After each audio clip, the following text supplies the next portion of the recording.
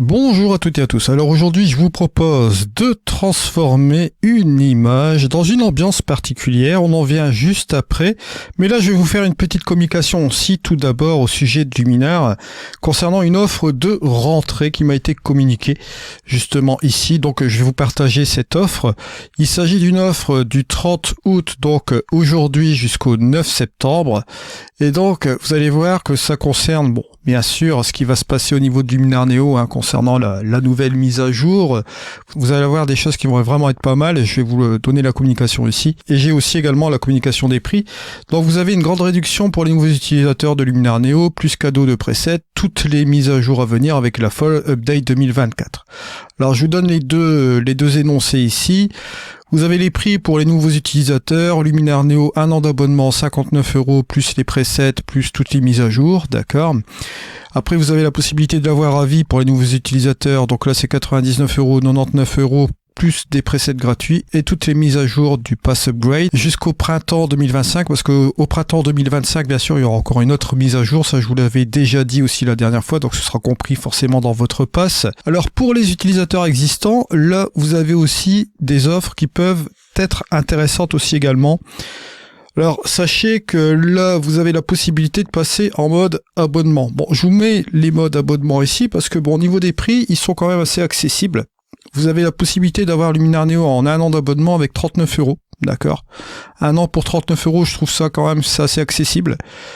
Plus des presets gratuits, plus toutes les mises à jour bien sûr, et vous avez la possibilité, si vous le souhaitez, bon, de sécuriser par exemple 2 ans d'abonnement.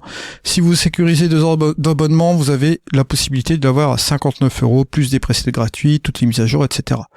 Pour ceux qui ne veulent pas passer à un mode d'abonnement, qui préfèrent toujours la licence à vie, d'accord, vous avez toujours la possibilité du Pass Upgrade, comme d'habitude. Je vous avais dit la dernière fois que j'avais pas le prix, mais là, bon, là, j'ai le prix ici sous les yeux.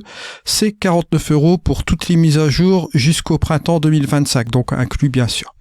Donc ça, c'est pour la communication, bien sûr, Skyloom concernant les offres de rentrée. Je vous mets le lien dans la description de cette vidéo. Bon, vous savez déjà, c'est un lien affilié, question de transparence entre vous et moi, bien sûr. Alors maintenant, on va passer au tutoriel. Et voici donc bon l'image qu'on va redresser tout de suite parce qu'elle est un peu bancale. J'ai décidé de reprendre cette photo-là pour un peu la transformer, pour changer d'ambiance. On va travailler sur celle-ci. On va utiliser un outil qui est dans les paysages. On va l'utiliser pour une photo de rue. Bon là ici, première chose qu'on va faire, c'est se rendre directement dans le développement RAW.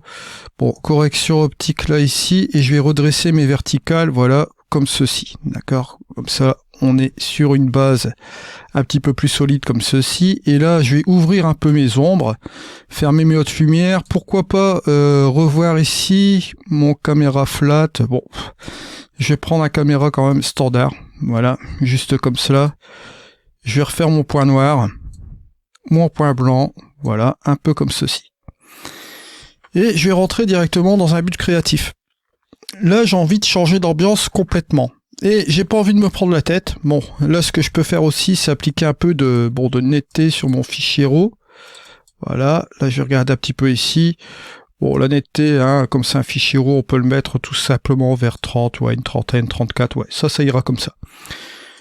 Je vais là, je reviens ici. Je vais utiliser un outil dans les paysages, qui est l'amélioration de la pénombre. Vous allez me dire, ouais, bon, normalement, c'est pour les paysages. Tout à fait d'accord, mais vous allez voir que dans certains scénarios, comme là ici, on peut l'utiliser tout simplement dans une photo de rue, tout simplement. Regardez, on va faire cela tout de suite, et vous allez comprendre la petite démarche.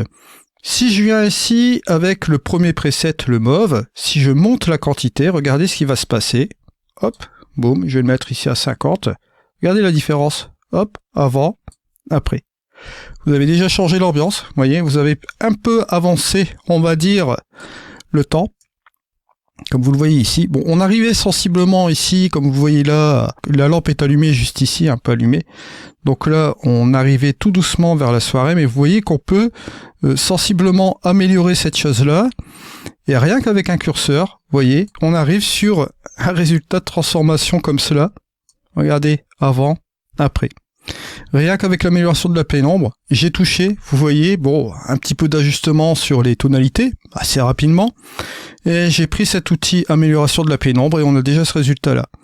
Si je viens sur autre chose, si je veux encore aller davantage, je peux utiliser le doré. Là, on va avoir forcément une ambiance encore différente, mais vous voyez que ça marche aussi. Après, bon, vous avez la possibilité de déplier complètement l'outil et de jouer complètement avec celui-ci. Si vous ne savez pas comment utiliser l'amélioration de la pénombre, j'ai fait un épisode complet sur l'amélioration de la pénombre. Je vous le mets en haut à droite. Vous avez toutes les fonctionnalités qui ont été débunké par rapport à cet outil, bien sûr. Et là, vous voyez que si je viens sur le ton rosé aussi, vous voyez, bon, qui est pas trop mal, on joue sur une surexposition. Ce qu'on peut faire, c'est baisser cette surexposition tout simplement comme ceci, d'accord? Et là, vous voyez qu'on a joué sur une ambiance assez particulière dans l'image ici, et vous avez une autre ambiance encore aussi également. Si je viens encore jouer sur autre chose, on a ici l'émeraude. Vous voyez qu'on a une couleur encore plus intéressante ici sur l'émeraude. On peut bien sûr revenir en arrière et calculer un petit peu l'ensemble selon les goûts, mais vous voyez qu'avec un curseur, on est relativement tranquille.